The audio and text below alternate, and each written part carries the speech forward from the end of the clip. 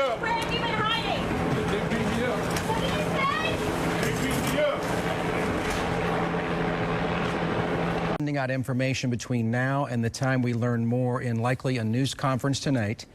And here's what it says on one of the earlier tweets. We've got him, Markeith Lloyd in OPD custody. Details to come. Media stand by for details.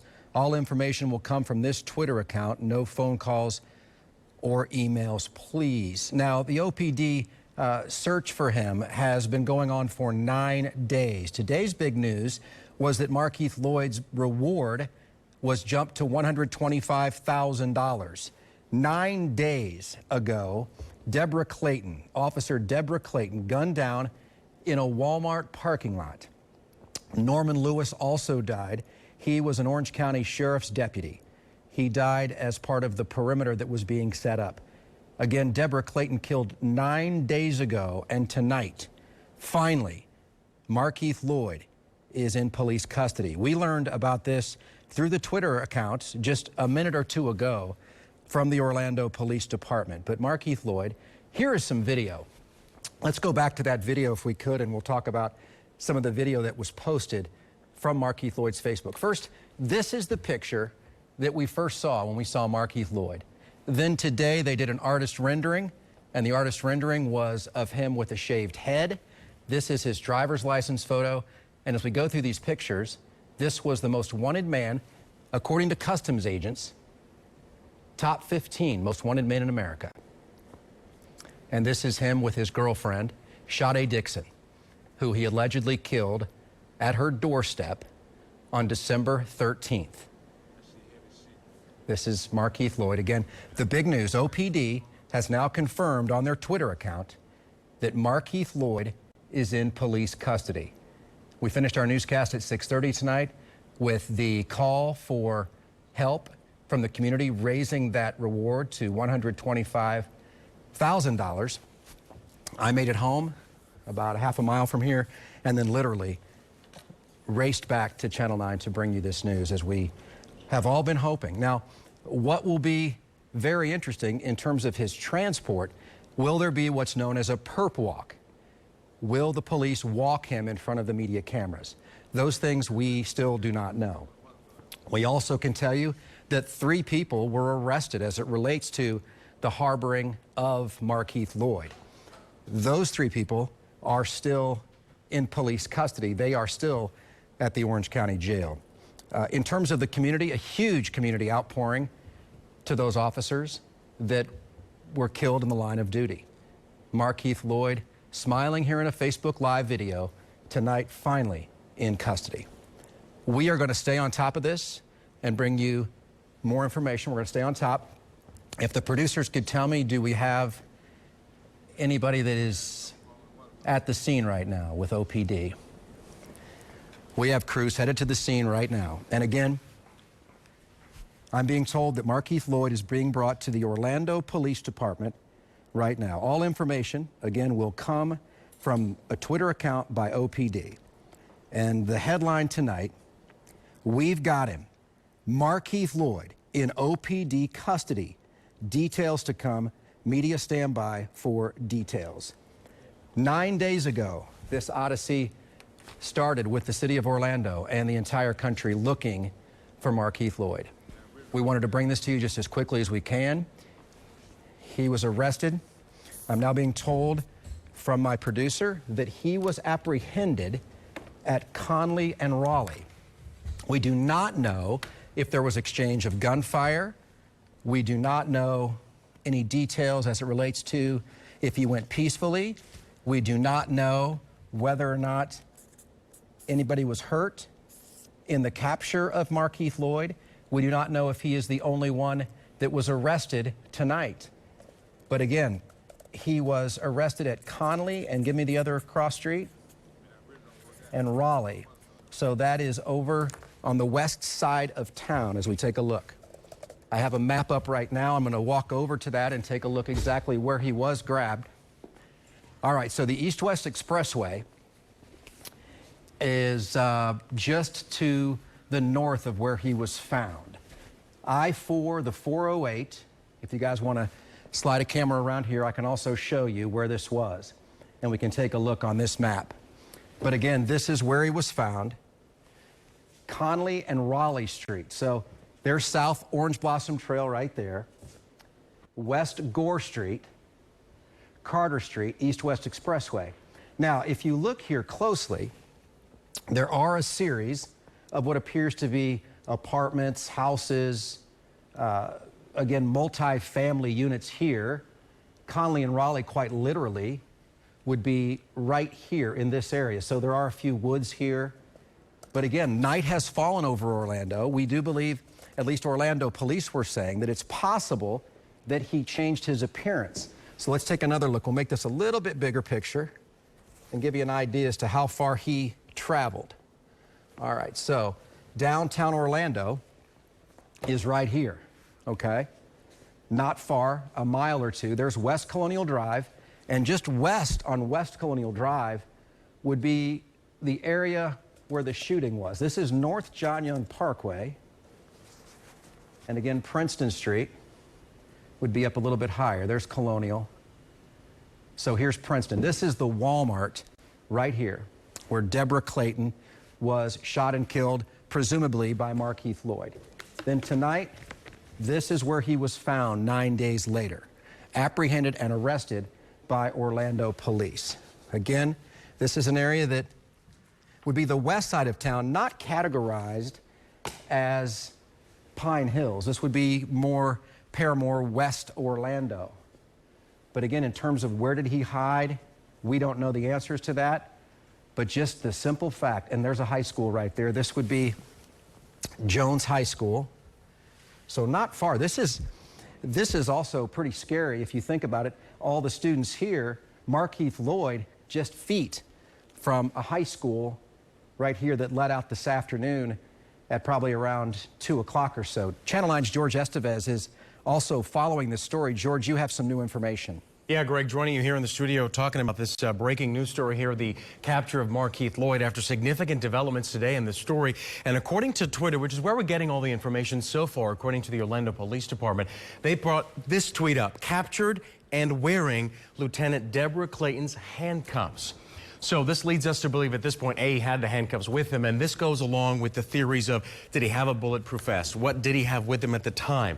As you brought up just a couple of minutes ago, did he change his appearance? What did he have with him? How was he getting away? Who was helping him get away? And the fact that he was caught, as you illustrated on that map, so close. A, in town, right? And then B, so close to where these developments were taking place, where the killings happened, where the funerals were, where people lived who knew him and who knew what he did. It is just remarkable that he was here, or at least at this point, here today to get caught.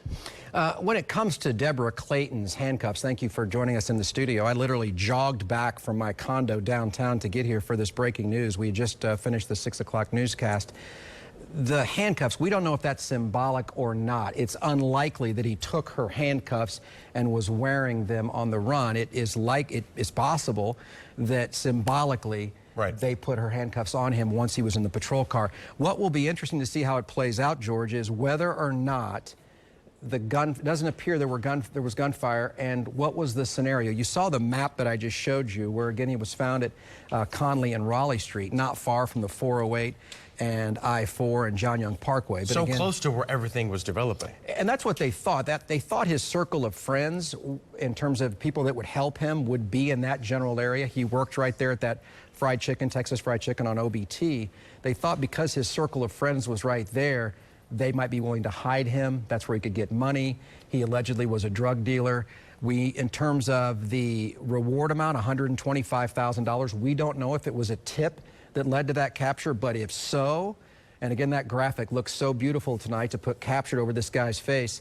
He has caused so much pain, so much grief. According to police, the person who shot and killed Deborah Clayton also shot and killed his pregnant ex-girlfriend, Shade Dixon, also shot her brother at the doorstep of their home in Pine Hills on December 13th.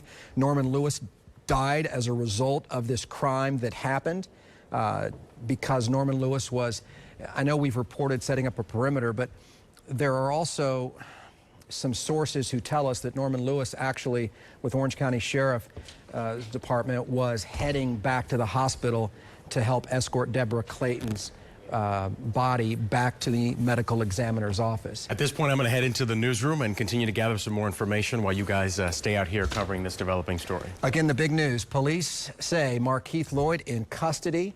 Again, we wrapped up our newscast at 6:30 with, again, a desperate call from Orlando Police Chief John Mina, asking for the public to help, also asking for Markeith Lloyd to turn himself in. We do not believe he turned himself in tonight. We are led to believe that, again, they apprehended him alive without injury. Martha Sigalski is now joining us, again, doing the U-turn and making her way back here. What a U-turn. You know, I was heading home for dinner, and my producer, Derek, called and said they caught him. They captured him. And that obviously is what law enforcement has been wanting to do for all these days. So again, and what our community has wanted. They have wanted this man to be off the streets, Markeith Lloyd, the reward going up to $125,000, hoping that that might prompt someone to turn him in. But again, we're getting the details. I have something, an interesting tweet just sent to us by one of our producers. I know that I can't call this up, but I talked about the symbolic nature possibly of the handcuffs. The handcuffs, OPD has now tweeted out, and their Twitter account is where they're releasing all information, said that he was brought in with Deborah Clayton's handcuffs. Now, again, there you go. Now, what I'm going to read, you're going to see this tweet, and then I have a tweet that was sent out by the Fraternal Order of Police. It's a picture of her handcuffs against a blue background. It says to be used one more time on the one who will not be named. God bless you, Sergeant Clayton, gone but not forgotten. And this, and I don't know how easy it is to adjust and to bring in camera 3 or one of the cameras on. I'll hold my phone steady. We're going to go ahead and try to zoom this because I think this is so poignant, Martha. Again, we're bringing you breaking news. Markeith Lloyd has been captured. He is in police custody. And there's a look. Go ahead and read this, Martha, right here on my phone as I continue to hold this up for our camera to get a good shot of. If you will.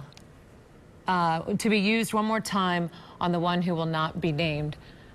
God bless you, Sergeant Clayton. There you go. So I just wanted to bring that to you. We wondered if, when they first sent out the tweet, on whether or not, again, this tweet had, these handcuffs had something to do with he had them or they were going to use them, and now one of our producers found that that was the case. And again, this just breaking, if you were just turning in right now to Channel 9, out of breath as we race to the studio. But again, we're learning. Well, I walk home from work, and when I got the call, I literally jogged down South Street and popped on the set. I'm glad I didn't get a ticket on I-4, but that's a whole other story. But again, learning now, Markeith Lloyd arrested 3 miles from the shooting from that Walmart scene where the life of Deborah Clayton was taken. Again, this has been an all-out frantic search by law enforcement. Today, Markeith Lloyd made it to the U.S. Marshals top 15 most wanted, and this is the stamp. This is the stamp that Police Chief John Mina has wanted for days now. This is what Sheriff Jerry Demings has wanted now for days, to have that captured stamp over Markeith Lloyd's face. And again, Police Chief John Mina came out today, just a few hours ago, in fact, during our newscast, Greg, and said, we think he might have changed his look. They've been going on sightings from him throughout the days, and it's turned out to always be a false alarm. But again, tonight, Markeith Lloyd is off of our streets. And this is a man who had put fear in the community, Greg. This is a man who people were afraid to come out and say anything for fear that he would hurt them. This is a man who's accused of shooting his pregnant ex-girlfriend, for brutally gunning down an officer in a uniform. So this is a man that put fear in our community. But tonight, he is now an accused cop killer is off our street. It's interesting to go back. Orlando Police again broke this news on their Twitter account. But again, one of the things that, as I'm looking at this today, the news, 1,400 crime line tips came in so far, $125,000 reward. And this, the quote from Chief John Mina: "We are never going to give up on the search for Markeith Lloyd." Again, the handcuffs that Markeith Lloyd is wearing right now police transport taking him to the Orange County Jail. He was captured and is now wearing Lieutenant Deborah Clayton's handcuffs in a symbolic gesture by Orlando police. To me, that tweet says it all, that when the police, they wanted him to come in alive. And I know that you hear the phrase dead or alive. This is what they wanted to have happen. They wanted him to be captured and brought into police custody so that no one else would be hurt, because anytime there is an exchange of gunfire, when you try to apprehend a criminal that is this feared and clearly with this much to lose, when you have that much to lose, if you're Markeith Lloyd, nothing to lose rather, we know he was armed and dangerous. It was, and in fact, we learned a few days ago that he was wearing police gear, that vest. We learned that his clothing was found and that there was a piercing, a bullet hole through his shirt, Greg, and this is a guy who was armed. I mean, we went through his social media. Remember when we were going through his Facebook page and narcissistic and all of the statements that he wrote on his Facebook page, and he said that he wanted to be what, on America's Most Wanted. I mean, he was bold, he was brazen. He had videos from the strip clubs, he had pictures with the woman he's accused of murdering, of gunning down, and her baby, and the baby. Again, let's not forget how many victims are involved here. And then a man who again just shot Deborah Clayton at that Walmart in broad daylight. To put this in perspective, his Facebook page is still alive.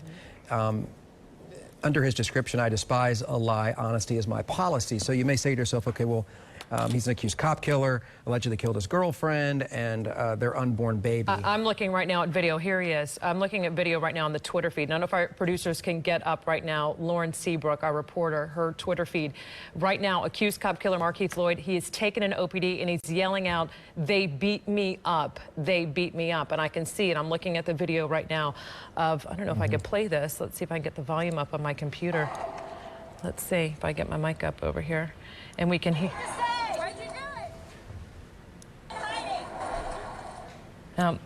They beat him up, but again, there's video right now, again, coming on social media that he's in custody. There are those who will say he had that coming, if not more, so I don't think he's going to get much sympathy if he's looking for that. But again, the big news tonight, within the last half an hour, Markeith Lloyd was captured at Conley and Raleigh Street, within 2 or 3 miles of where he allegedly shot and killed now posthumous Lieutenant Deborah Clayton. Norm Lewis also died as a result of the response to that. $125,000 reward was announced today. 9 days on the run, finally captured. We have video that is coming into our newsroom right now of him being walked, surrounded by Orlando police members, bringing him to the Orange County Jail. Again, he is wearing the handcuffs of Deborah Clayton. Poignant FOP saying, Fraternal Order of Police, that they would be used one more time. And again, he was found in the west part of our... Okay. We now know the exact address where he was found. I'm going to look it up. It was in the Carver Shores area. 1100 Lescott Lane is where he was found. 1100 Lescott Lane. There are people in custody right now prior to this capturing of Markeith Lloyd. Because of their alleged involvement in hiding him out. Not hiding him out since Deborah Clayton's shooting, but hiding him out and aiding and abetting him after the murder of Sade Dixon, who was his pregnant ex-girlfriend. So what was his motive in the original murder, if in fact he is the one who did it? Well, investigators allege that he was jilted, that because he was so proud that he was going to have a baby with Sade Dixon, that there was some rumblings that quite possibly that was not his baby, and therefore felt as though this, again, according to our investigators that have talked to us, he felt as though he was wronged by her and likely was getting grief over that. Getting grief. And on his Facebook page, he was at a strip club the night of that alleged murder, December 13th. And again, let's not forget her brother was also critically injured in that attack that happened. But again, I'm looking at this video of him coming in, and he does clearly have some markings on his face right now as he's yelling, "They beat me up, they beat me up." But again, this guy's not going to get much sympathy for for the folks bringing him in, that's for sure. This is a man who other people have been brought in and arrested for aiding and abetting him. This is a man who was armed in police gear, a bulletproof vest. Deborah Clayton fired a shot at him. We know that. So we know that this guy was armed. We know that this guy was bragging on his Facebook page, if you will, and proud to be on America's Most Wanted. Again, the U.S. Marshals bumped him up to the top 15 today. But again, we're looking at this video of him being brought in. I'm slowing it down on my phone, and he does have, he's a large person, at least 6 feet, between 6 feet and 6'3". And he was ripped. I mean, we looked at his video. He was proud to show off that he worked out a lot, and clearly going to the gym was what he liked to do. He was wearing a T-shirt, what appears to be maybe a red bandana around his neck. It appears that above his left eye he has taken Here some... we go. Okay, so watch closely. Let's listen to, if we can, turn this volume up. Let's show the video the first time. We'll show it several times. See, he's even struggling as he's being taken in by heavily armed, what appears to be maybe SWAT officers. Again, the U.S. Marshals, they were here also saying we were going to find this man, the 15th most wanted man on the most wanted list as of today. And again, as we look at the back of the law enforcement, you can tell that they're heavily, again, they've got their body armor on. And it looks like sheriff deputies bringing him in there, but surrounded and then taken through those glass doors at the jail, where again, whether or not he talks or not, we don't know. But what we do know is that finally tonight, and those are sheriff's deputies that are not showing their identity, of course, because they're undercover. They're wearing shorts. I can't tell exactly what the attire of Markeith Lloyd is, but you can see that this video was just fed into us, and it's Markeith Lloyd. And this is a guy who has been on the run, who needed people to help him, who needed people to bring him food. I'm looking at Darlene Jones right now. She's saying that her sources are saying that he was using cell phones to communicate with people. You need burner phones to do that so that they couldn't track him down. But again, this is a guy who needed people to help him. We do have Samantha Manning live right now at the scene of where Markeith Lloyd, accused cop killer, and he's at was the caught. back of OPD. This is the back of Orlando Police, not of the Orange County Jail. He will go in there for questioning and then transferred. So let's go live right now to Samantha right now. And what do you have from the scene there? Can you hear me? Yes, go ahead, Samantha. Go ahead. Samantha, can you hear me?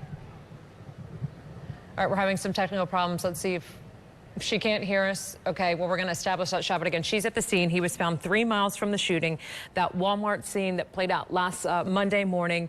We're going to get her signal established so we can go live to her with any late-breaking information that she has. But again, you're going to look at this video. This is new video. This is just in our newsroom of Markeith Lloyd being brought in by deputies who have been hunting for this man. You know, when we interview the police chief or the sheriff asking about what they're doing to bring him in, they're not going to tell us. They weren't going to come out and say, this is exactly where we're looking. This is exactly what we're doing. But again, this was a 24-hour-a-day operation to bring this man off the streets. A dangerous person, a man accused of killing 2 people, a pregnant ex-girlfriend and an Orlando police officer. So this is a guy that they were working round the clock. We heard that the SWAT teams were on standby at all hours in case that there was a sighting of him. But again, today, just a short time ago, he was found and arrested. Yes. Can you hear us now, Samantha? Carla Ray, you're on the scene there. I see you shooting that video. What can you tell us? Yes, we were just in the back of OPD headquarters as several marked and unmarked cars from OPD, the sheriff's office, SWAT teams. These are people who are coming in with masks on. They pulled up, they told us all to get back, and they opened a door to a squad car, and that's where we saw Markeith Lloyd. He was bloody in the face. He was yelling out that he was beat up in some way. We don't know the details of exactly how he was taken into custody at this point, but he did yell out to the cameras that they beat him up. Obviously, everyone around here very relieved that he's finally in custody. There's a lot going on right now. Right now, he's being questioned at OPD headquarters. We're told that we're going to have a briefing from Chief Nina at 8:30, so in just about an hour or so. detailing exactly what went down when they took him into custody. My source told me that he actually still had body armor on when he was taken into custody tonight. So when you talk about the extent of his injuries, Carla, it looked like from some of the video that was brought in, and we're hearing now also SWAT has been clearing houses in Paramore, and this, while this was not the Paramore but Carver Shores area, I'm just getting this information in. Talk about the extent. It was just to his face. Did he appear to be as though he was in the woods or hiding in someone's house, or any of your sources telling you, did they, because we know the address was 1100 Lescott Lane in Carver Shores where he was found, but was he inside? Did they you know, get him to come out of a home? Was there anything like that?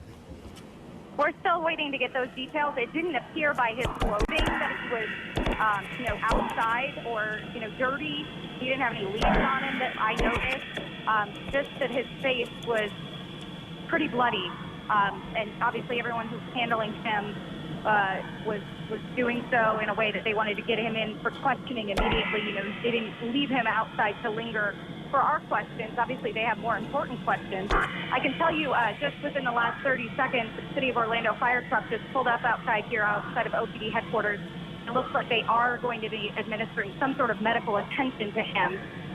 They came with lights and sirens on, so I assume that it's in relation to Markeith Lloyd. There's an ambulance here, a fire truck, and just an engine pickup truck as well. So I'm going to try to get details on that.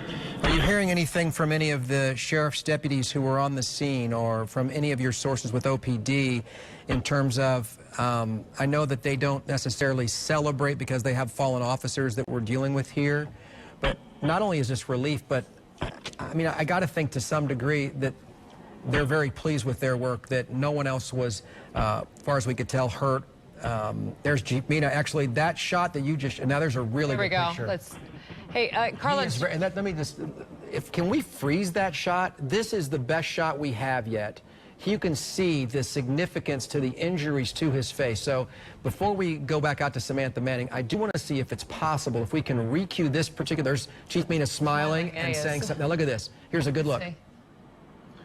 Eye completely closed on the left side. He does not appear to have shaved his head, but it is that short haircut that he had, which they thought he did. So even though they sent out that picture today, but both of his eyes bloody, blood streaming down his face. I got a question, Carla. I'm hearing now from a source that, was this a house or apartment that he was found in?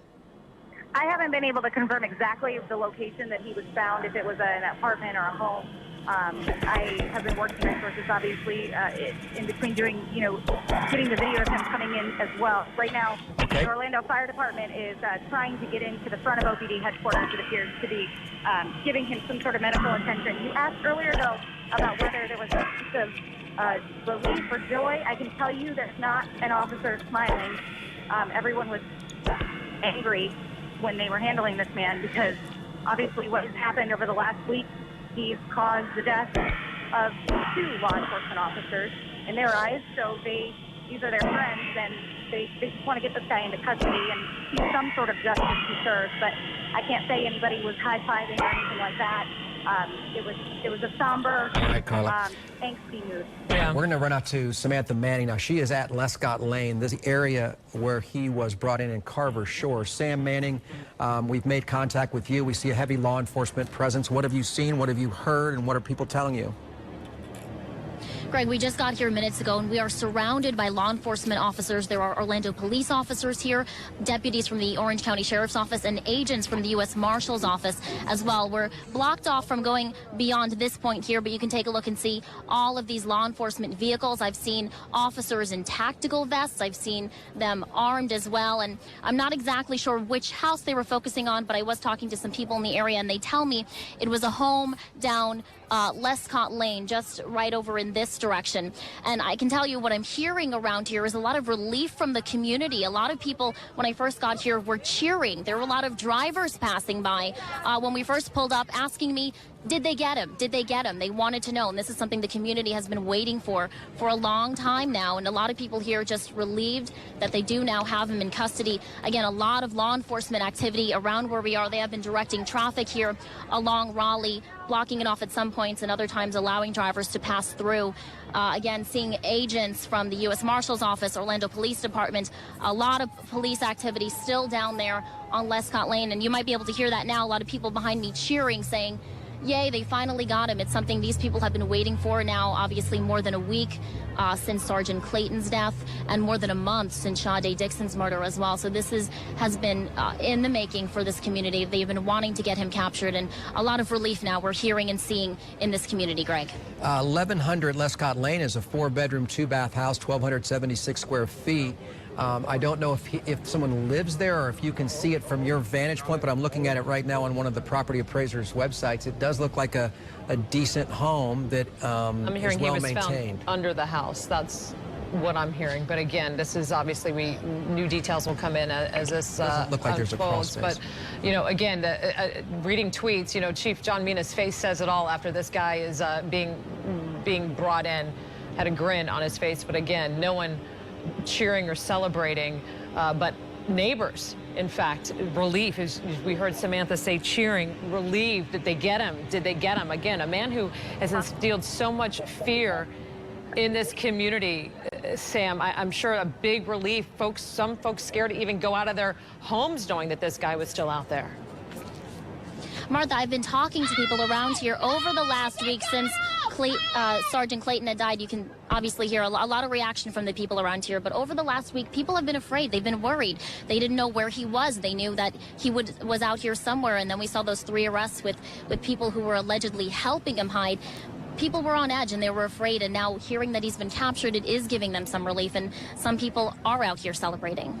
Sam, we're going to come back to you in just a second. I want to go ahead and thank you very much for that report. Sam Manning, again, this is in the Carver Shores area where, again, we have Markeith Lloyd in custody. We're going to take this next video full, and I want you to, we can now hear this entire thing. So Martha and I are going to pause. We're going to let this play. Okay, we'll try it again. Again, we're on the fly here. Breaking news, Markeith Lloyd in custody, bloodied face, shouting things at reporters. Let's go ahead and listen in right now. Go ahead and play that video. Why'd you do it? They beat me up. That's what he just said. They beat me up. He's got a shiner to his left eye. His eye is closed. But again, we have better video than this. I want to, while you're explaining that, I want us to play that other video. You can clearly hear him. So we'll get that set. It's the video that actually is from our news crew. This is cell phone video from Carla Ray. I think right now this is what the volume we can get on this video from Carla. Again, here we go. Let's try this. Well, there you go. You're going to get a good look at his face. Again, you can see the blood dripping from the left side of his face right there. Eye closed. Clearly, there was some type of scuffle and taking down. But again, not much sympathy this guy's going to get. Let's listen. All right. Why'd you do it? This is the video again that we've had. So until we get the full length from our videographer, we'll play that for you in a second. It'll be interesting to hear the entire exchange and not just that short clip. But again, you see those injuries. And as I look at Lescott Lane, there have been a number of national night outs that have happened in that area. This is a neighborhood of nice homes where Markeith was found tonight, when a community is proud of itself like this area is, Carver Shores. I know that this was very disconcerting for so many. As Mina has told me, and Sheriff Jerry Demings has told me, 95% of the people or more that live in Carver Shores, Paramore, Pine Hills are law-abiding, good people, hardworking people. And then you have an individual like this. There, of course, have been gang activities, more than 11 shootings just since around the Halloween time. And then this latest one, Sade Dixon shot and killed at her doorstep. Her brother still is, by the way, still being treated for gunshot injuries from that night. Deborah Clayton, fallen officer, shot maybe as many as 9 times out front of the Walmart.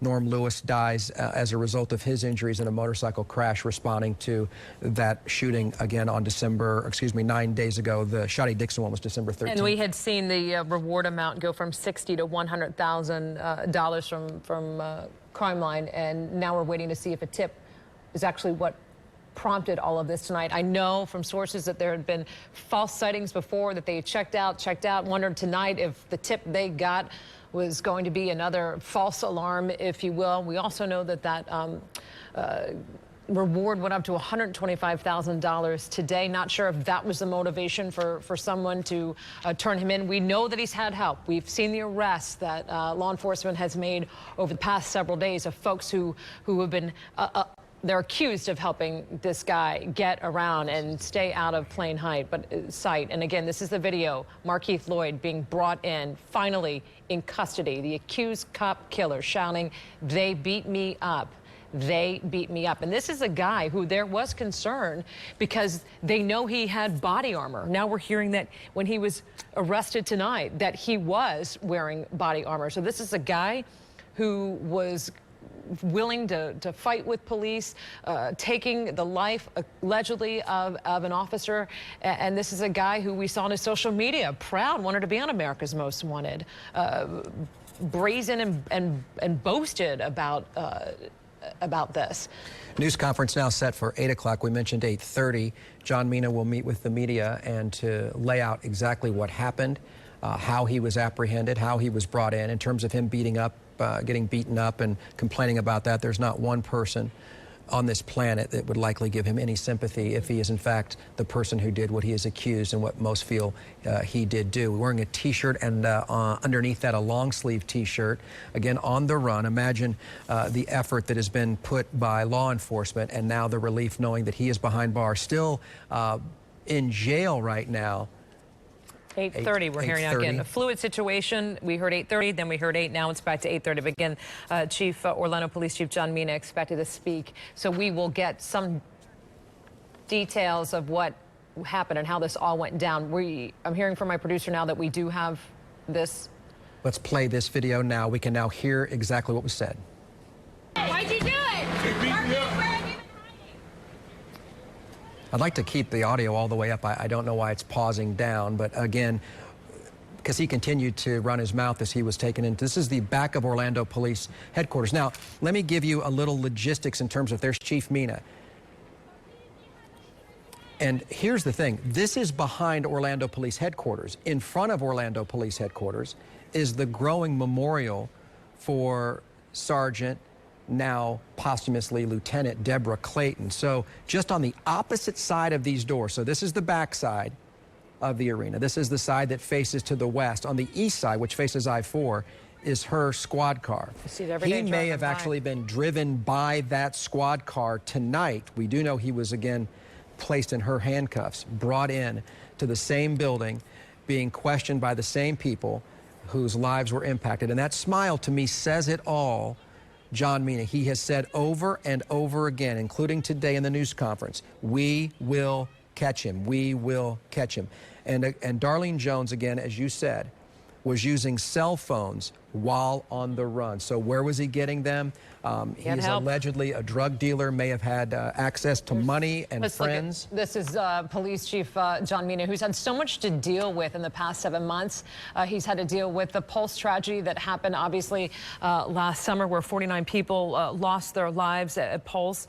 His department is still recovering from that, and then they have to deal with what happened last Monday when one of their own was brutally gunned down at that Walmart. And then they had to hunt this man down, try to find him, had false alarms, a 24/7 operation to bring this guy to justice, to get a man who the community feared. I mean, when you're hearing in our live shots from our reporters, Greg, residents cheering, saying, did they get him? Did they get him? And then when they hear the news saying they caught him, and they're cheering and happy that he was caught. And there's the before and after. The picture on the left is what we showed you today. They thought he might have shaved his head, and this was his new look, trying to change up his He did looks. shorten his hair. If you look here on the right, his hair is shorter than it was in the video of him, which I'm assuming that video that they've been showing has been something to do with Facebook or whatever. And he has at some times in his life had dreads. At some point in his life, he's also had longer dreads,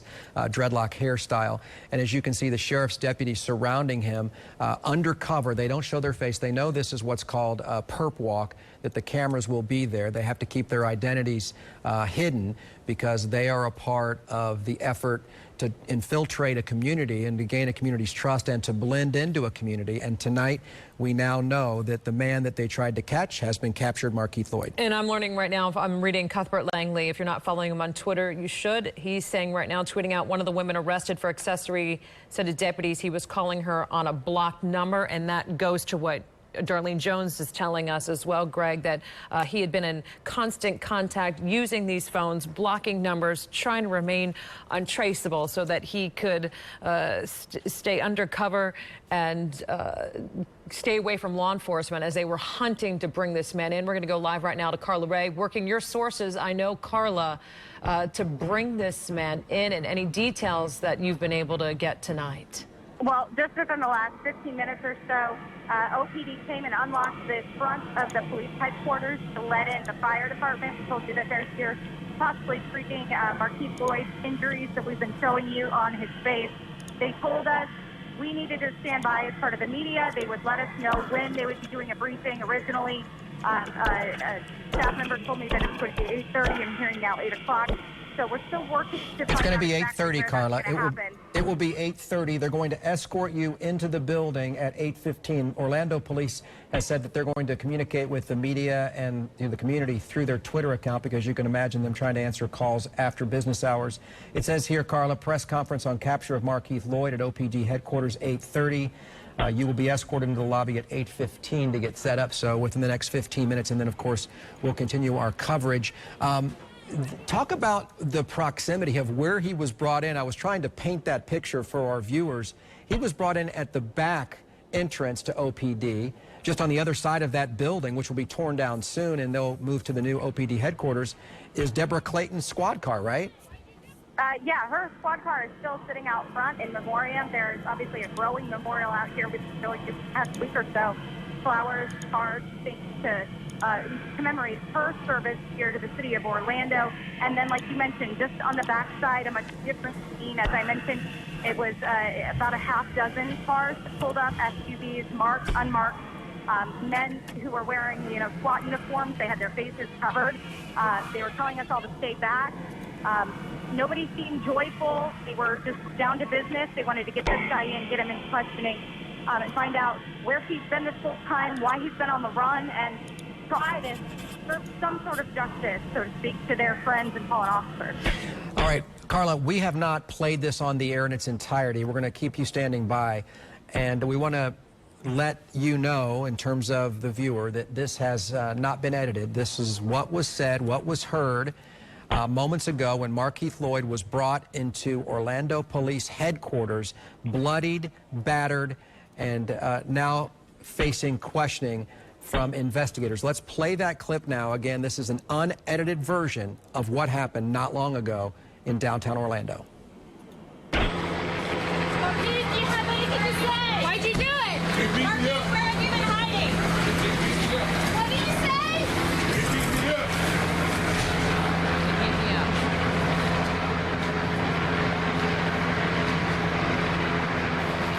All right, there you go. 3 times. And Mina walks with the smirk. Do you have anything to say? Why'd you do it? There's the first, they beat me up. They beat me up.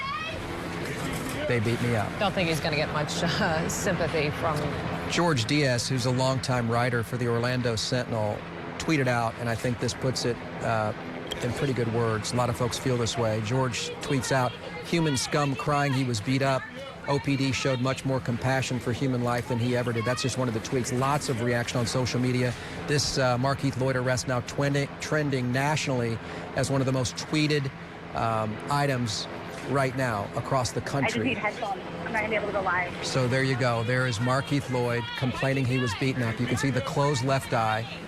We are now told by our sources he was found wearing the body armor that John Mina told us that was not penetrated by one of Deborah Clayton's bullets, yet he said they did find in one of the apartments that they searched that security T-shirt that we had seen him wear, Martha, with a bullet hole in it, which would then indicate that he had protection under the T-shirt, which was the body armor.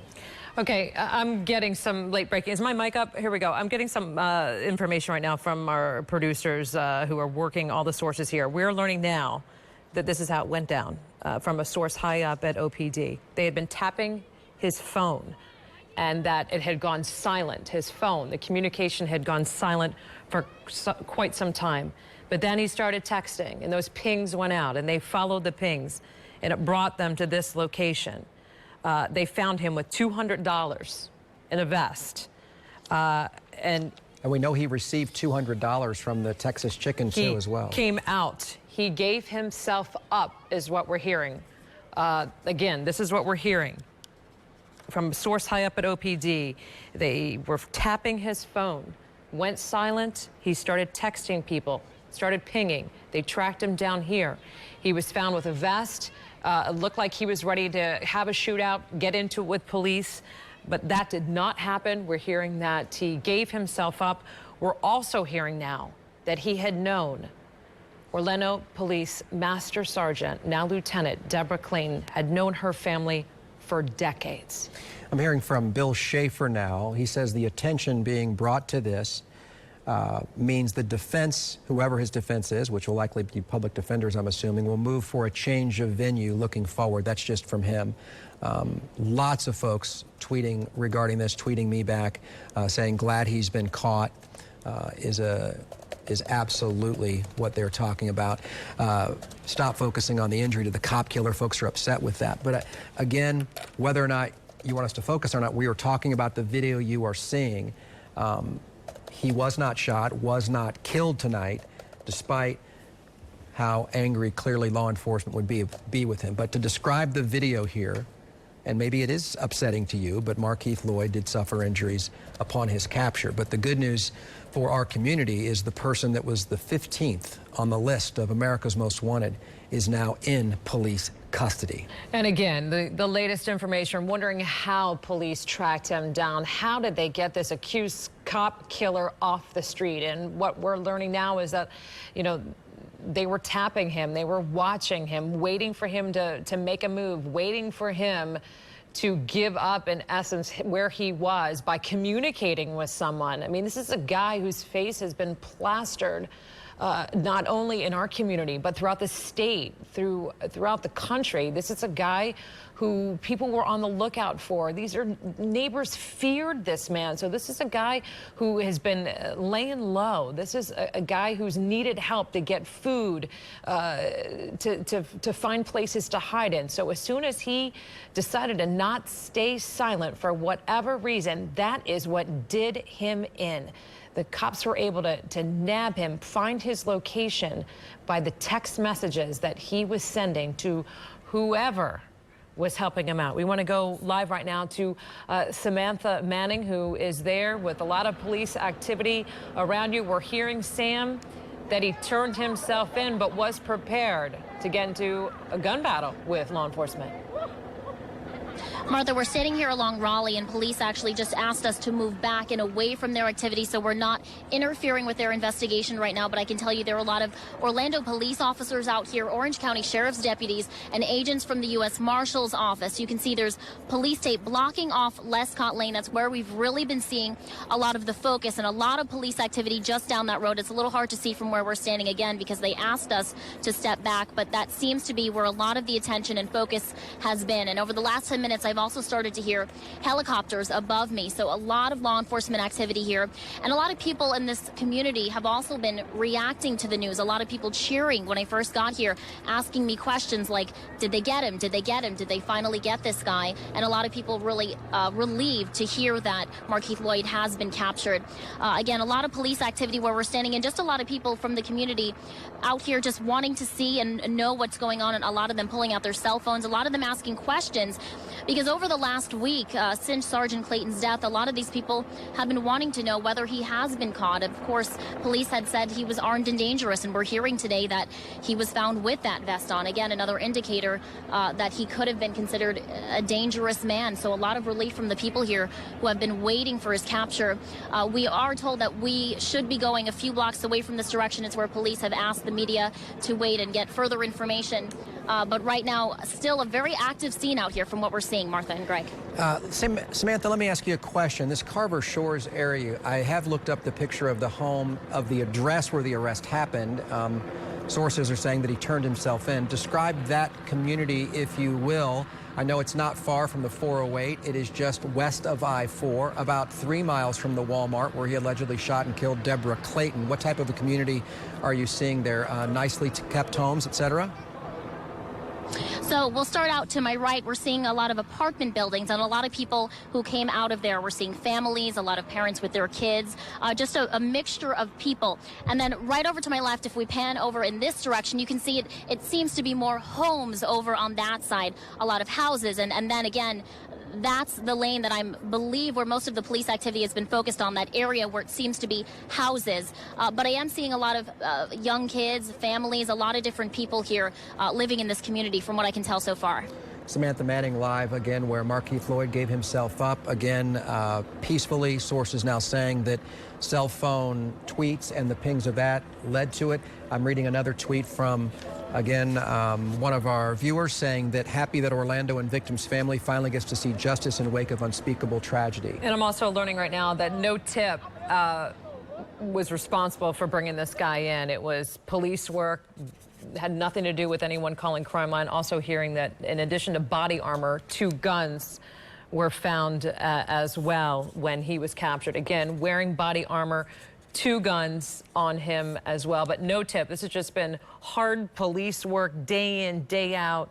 As the hours go by, they hunted this man down. They were waiting for him to make a move, to blow his cover, and that's in essence, Greg, what he did by tapping his phone. And as soon as he sent out those text messages, they had him. Technology got him. He was brought in an Orange County vehicle. Let's go back to OPD headquarters where we're now 29 minutes away from the news conference with OPD Chief John Mina and other community leaders. Channel 9's Carla Ray, one of the first reporters on the scene when this all happened. She is out front now, and there's Patty Sheehan, one of the commissioners, and there's the growing memorial. You are just feet from where he was brought in, Carla. Yeah, he was brought in the backside of the building, just on the other side of where this memorial is. We can push in and show you. We've been showing you all week. This memorial to Master Sergeant Deborah Clayton has been growing. Commissioner Patty Sheehan joining leaders here for the press conference inside. She's going in to get information as well. When we pulled up here to watch him be walked in by investigators, as I've been telling you, it was a force of investigators. Several squad cars marked and unmarked. These SWAT vehicles, everyone had their faces covered because these are men and women who do undercover work, who've been working to try to get this guy into custody. My source told me earlier tonight that he actually still had body armor on when they took him into custody. He did go without a fight, is what my source told me, but as we've been showing you in that video, it looks as though he does have some sort of injuries to his face. Earlier, just about a half hour ago, the fire department was here. They've already taken off. They came to treat some sort of injuries, and I'm having trouble with my earpiece here, so if you guys ask me a question, I may not be able to hear you, but a lot going on inside right now. They are questioning him. They want to know where he's been for the last 35 days, ever since he shot and killed his pregnant 24-year-old ex-girlfriend, Sade Dixon. Of course, then coming into contact last week with Master Sergeant Deborah Clayton in that Walmart parking lot and causing a week's worth of a manhunt, a huge, massive manhunt, $125,000 reward earlier this evening for his whereabouts. It really was an all-out hands-on-deck search to bring this guy into custody finally. Again, we know Orlando police watching us right now with their, again, TVs turned to this, and this has been something that has weighed on them. Imagine having to properly honor those who were shot and killed and eulogize them, and yet know this person is still out there. Tonight, they can now maybe finally get some rest, and maybe for the city of Orlando, OPD, all law enforcement, our community, and the families of those victims, they can hopefully be able to rest a little easier now. And again, many of those law enforcement weren't able to go to Deborah Clayton's funeral because they were out on the streets looking for this guy, hunting him down. They said they didn't want to go, not out of disrespect for Deborah Clayton, but out of respect for her. Exactly. And again, if you're just joining us now, Markeith Lloyd off the streets, accused cop killer, found in custody. We are awaiting a news conference by Orlando Police Chief John Mina in about 25 minutes. We're going to go live right now to our Janine Reyes, who is standing by at the scene, I believe where he was found, Janine? Yes, we are just about a block away from the street where he was found, as we've been reporting, in a vacant home. You can see a large police presence still here this evening, including OPD and Orange County deputies. I want to give you a little bit of a timeline today. We spoke with Chief John Mina at 3:30 in a press conference in which he said he was frustrated with the search for Markeith Lloyd, saying he knew someone knew where he was and he needed them to call in that tip. It does not appear that is what led to his arrest. One of my sources close to the case told me around 5:30 that he was heading out on something. This is what it was. So shortly after we spoke to John Mina, we know that authorities were coming into this area searching for Markeith Lloyd, who they've now captured by 7 o'clock. I heard from that same source that they did have him in cuffs. Chief John Mina saying he was in Deborah Clayton's cuffs at that point in time. We do know, as Carla's been reporting, he was captured here in tactical gear. My source also was telling me that he cannot say how long he may have been in this area. Of course, detectives right now are talking to him, trying to find that kind of information out. But again, he was found here this evening in that vacant home wearing that tactical gear. I do know from a source close to the case, he was found alone.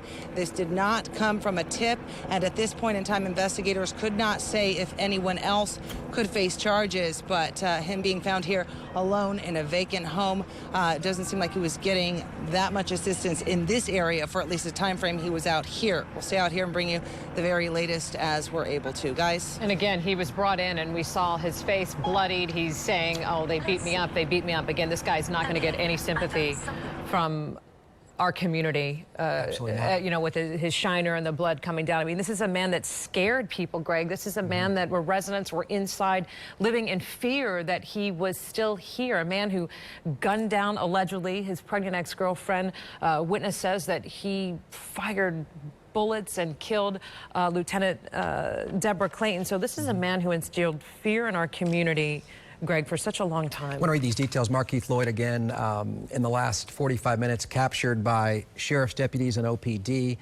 Again, this is a look at 1100 Lescott Lane. According to a quick internet search, again, not confirmed, but that house, again, vacant. I looked at pictures from inside that house, very nicely kept home. It appears that it was either for sale or maybe a rental home that had not been turned over to maybe new residents, but a nice home in that community, Carver Shores area.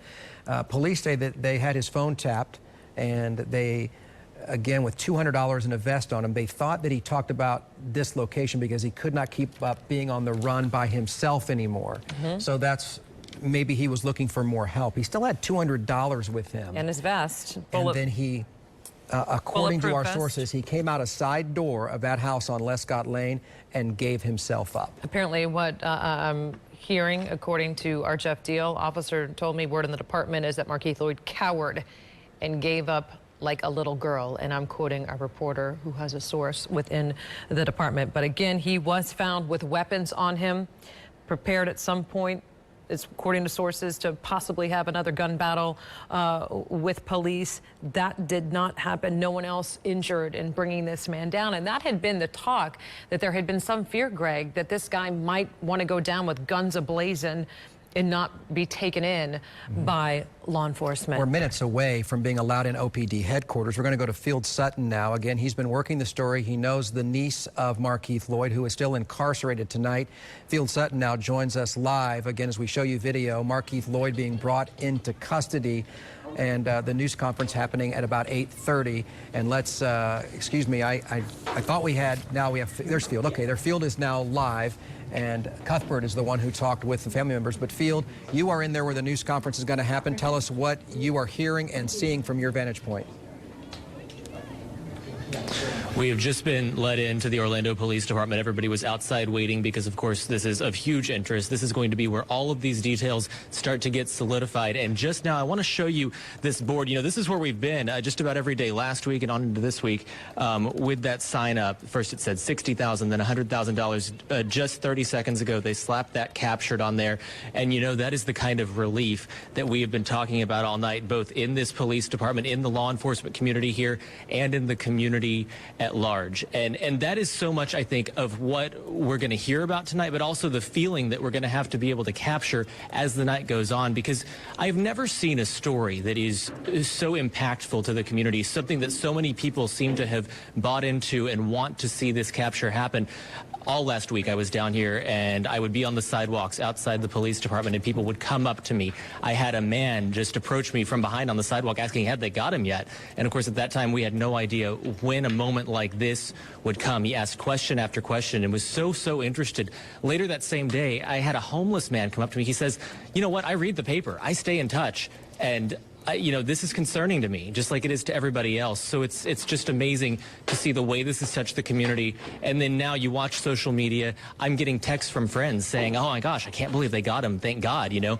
And that's the emotion that is in this building and outside this building. So we're waiting now, probably about 20 minutes to go. John Mina will be right there at that podium, along with many other people, probably to address what has happened here and tell us exactly how it's gone. Of course, the details already starting to come out, but I will be live tweeting this for us. I know we'll be carrying it live on the air and online as well. So for now, we will just stay tuned and watch for this to unfold. Field, I have to ask you two things. One, we saw Chief Mina smile after Markeith Lloyd was brought in. We're going to go back to Field, who's there. And then no one is eligible, as far as we know, for the reward money because it was police work and not one of the 1,400 tips that led to his capture tonight. And that's right, because of course the money had to go to somebody who would provide a specific tip that led to this, and it would appear from what we're learning at this point that that money will not be paid out to anyone if in fact it is technology that got him. And you know, I was talking to a retired Orange County Sheriff's deputy. He'd been with the office for nearly 40 years, and his take on this was so interesting because he talked about the tent poles of capturing somebody like Markeith Lloyd. Technology is one of the three that he talked about. He talked about informants. He talked about people who are aiding and abetting. That's something different, and of course that would have played into the reward, but instead, as we've been saying, it appears that simple technology, a sign of the times, just caught up with him when he slipped and made a mistake. Yeah, he in essence got himself caught here, if you will. He had been living, you know, on the run, needing people to help him survive on the streets without getting caught up, to hide, and his own texting. They were tapping into his phone. He had gone silent at some point, then he just started texting. He needed help. He needed this. He needed that. And that's when law enforcement was able to nab him. And that's what we're hearing. He had armor on him. He had $200 with him. He had weapons on him as well. But then we know that when law enforcement got there, SWAT got there to take him down, he gave himself up. Markeith Lloyd captured tonight. Let's go back to the scene where they again found him tonight, a vacant home, hiding out. Text led to his arrest. He began to communicate more and more today, likely needing more help, more assistance to stay on the run, and again gave up, according to our sources high within the Orlando Police Department, without major incident, although we have seen, some hits to his face. Samantha Manning is there in that community where he was found. This is Carver Shores. This would be just south of the 408 and just west of I-4, within 3 miles of the shooting at that Walmart. Samantha, you have had people come by and tell you that they're glad, they are relieved this alleged cop killer is off the streets.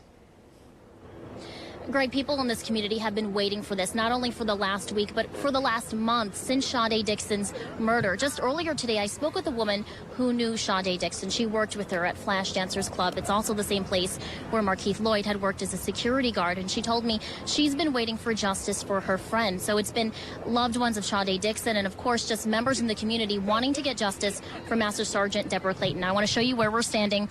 We're right off Raleigh and Lescott Lane. Just down that road is where we've been seeing most of the law enforcement activity focusing their attention. There's Orlando police out here, Orange County Sheriff's deputies, as well as U.S. Marshals. In fact, just a few moments ago, I spoke with the U.S. Marshal who was just heading out of here. He had a big smile on his face, and he said to me, "How about that?" Just really expressing his relief. And I've been talking to a lot of people in this community coming up to me asking questions saying, did they get him? Did they get him? Wanting to know about what had happened when I first arrived here. About 45 minutes ago, I heard people cheering, people honking their horns. Drivers were stopping their car and pulling it up to me, asking me what had happened. Just people really wanting to know when he had been captured, wanting to learn the details. I can tell you I've been covering this for the last week now, and we've been out here in the field, not even necessarily covering the investigation into Markeith Lloyd, and people were still coming up to us wanting to know what had happened. So I really do echo field sentiment he was talking about earlier, about how this has affected the entire community, and I can tell you that is the case, including out here in Paramore. I've seen a lot of families, a lot of people with their children just standing on the sidelines. I'm actually hearing some people clapping now behind me. A lot of relief from this community tonight that Markeith Lloyd is now in custody. And again, that is what the theme has been, I think. This hurt our community, Sam. This is a story that has gripped. You didn't have to live in Orange County. You didn't have to see an OPD officer or a Orange County Sheriff's deputy to have this hit hard. People would text me every day, friends, did they catch him? Did they catch him? My daughter would text me in high school, have they caught this guy yet? Have they caught him yet? I mean, to hear in your live shot the chants going on in our community, the people who are relieved that this accused cop killer, and also the man who's accused of gunning down a pregnant woman, that this man is now off the streets, has brought relief. This is a man who law enforcement had feared might be ready to do gun battle again, and they were concerned about this, but this has all resulted in him being caught by hard police work, not a tip, although over 1,000 came in, were called in to Crime Line Brain. As of today. The reward got bumped up, but again, this has just been hard police work to bring this guy in. Samantha, we'll check back in with you in just a moment. We're going to go right now to Janine Reyes, also on the scene. Meantime, on the right, let me tell you what you're seeing here, and thank you, Samantha. That was Sky Witness 9 flying over where he was found on Lescott Lane in Carver Shores. Janine, what are you seeing and hearing from your sources? Well, you can see behind us that large police presence, Sheriff's Department presence, still here. They are blocking off the particular street where they found Markeith Lloyd this evening. But again, hearing from my sources, much like Carla's reported, that once police surrounded him, he gave up without a fight. We're hearing some people say he cowered like a little girl, gave them no problems once they were able to find him through, again, just pure detective work. This was just hours after we spoke with Chief Mina. We spoke with him at 3:30.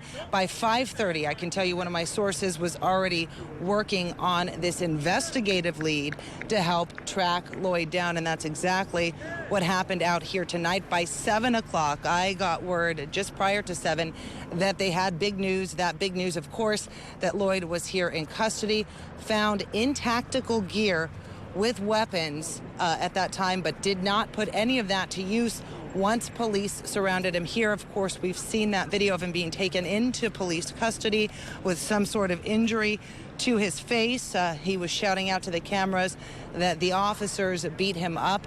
But what we're hearing is that he gave up without a fight once they were able to surround this home here on day 9 of this manhunt for Markeith Lloyd. Again, we've also been reported about that reward money, the $125,000 that's been up for grabs with anyone who could offer up a tip to help authorities find him. Turns out they did not need that. They did, as Chief Mina said, have investigators working round the clock trying to track him down, trying to find this accused cop killer. And tonight, it's got to be a very good feeling for these officers who've been working tirelessly since this began 9 days ago to try and find the man accused of killing one of their own, and also Sade Dixon. Back to you. Again, Janine Reyes reporting live. The tweet came out from Orlando Police tonight at 7:03, and at 8:30 we will hear from them. Thank you for that. Let's show you as he was brought into Orlando Police headquarters in the last 35-40 minutes. And here is what he looked like, and this is what he sounded like, Markeith Lloyd being brought in by sheriff deputies. Markeith, do you have anything to say? Why'd you do it? They beat me Markeith, up. where have you been hiding? They beat me up. What did you say? They beat me up. Again, Markeith Lloyd being brought in by undercover officers as well as other law enforcement. There is Orlando Police Chief John Mina. So thrilled we know that this accused cop killer is off the street. But again, if you're just joining us, it was not a tip that led to the capture of Markeith Lloyd. It was his own doing, if you will. Technology got him caught. He had been using cell phones to communicate, and police had been tapping into his phone. What we're hearing from sources high up in the Orlando Police Department, they had been tapping his phone, and he had gone silent.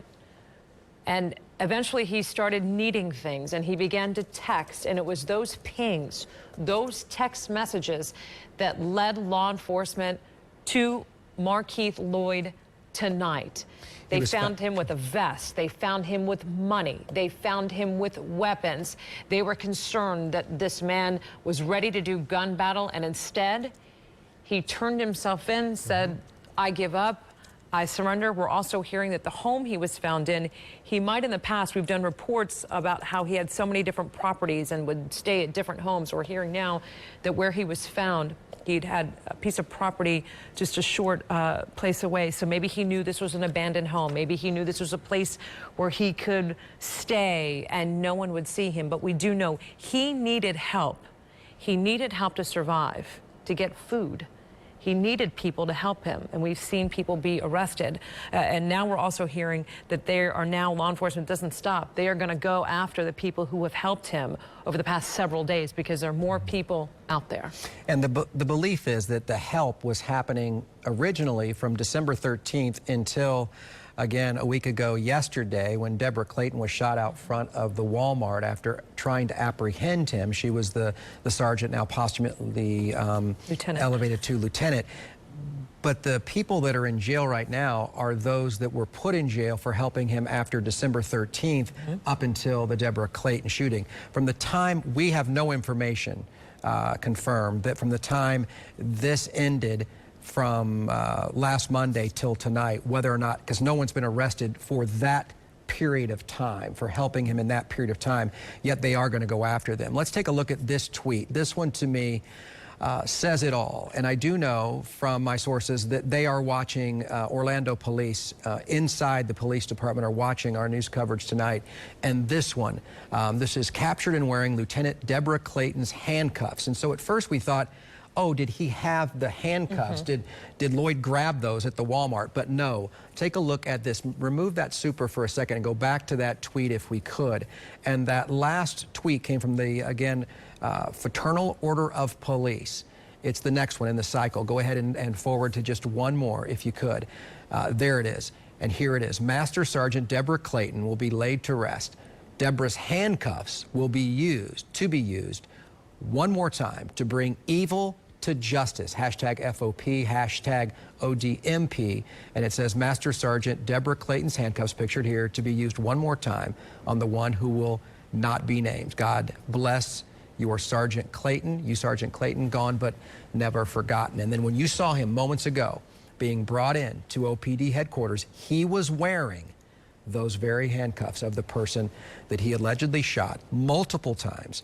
Sources saying as well that he stood over her at the Walmart once he shot her and finished the job, and then carjacked a vehicle and then abandoned that vehicle, ultimately finding him tonight some 9 days later. And that's how we knew also that he had some type of body armor, because we heard from Police Chief John Mina that they had recovered clothing that he had on that indicated he had some type of bullet that had gone through, but he was wearing that body armor to protect him. Maybe he thought at some point he might get into a battle with law enforcement. Now, the victim, the first victim in all of this, Sade Dixon, his pregnant ex-girlfriend, relief from her family tonight. We have sound from her mother, who says tonight she might be able to sleep.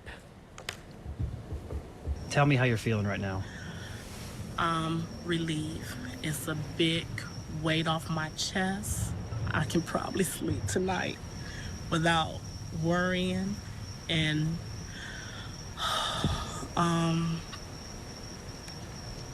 it's a big relief.